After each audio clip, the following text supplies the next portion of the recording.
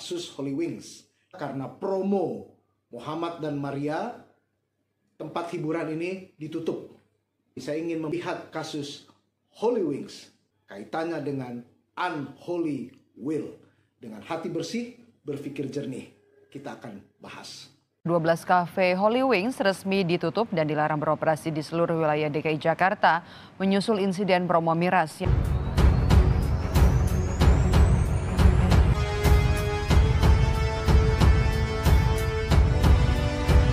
Kasus ini mengakibatkan terjadi tuduhan penistaan agama. Karena untuk menjual minuman beralkohol, mereka memberikan promo dengan nama Muhammad dan Maria. Oleh karena nama dua orang ini adalah nama orang kudus, Holy Wings yang harusnya sayap-sayap kudus, tidak membuat mereka kudus, tetapi menistakan mereka. Pasti ada salah. Urusan ekonomi, profit, tanpa berpikir panjang, Holy Wings kejeblos. Sayap-sayap yang kudus itu ketika mereka berjual promo yang nyangkut dengan agama, ada yang merasa tidak nyaman, dan kemudian Holy Wings adalah sayap-sayap kudus yang dipatahkan. Holy Wings ada kaitannya dengan the unholy will. Holy Wings, unholy will. Sayap-sayap kudus dengan niatan yang tidak kudus.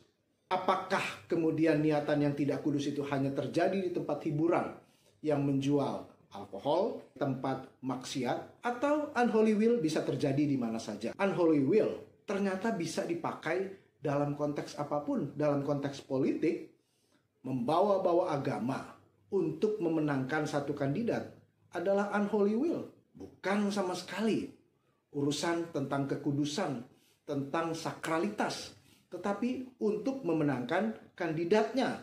Unholy will ini bisa juga terjadi di lingkungan rumah ibadah. Manusia sesudah jatuh ke dalam dosa.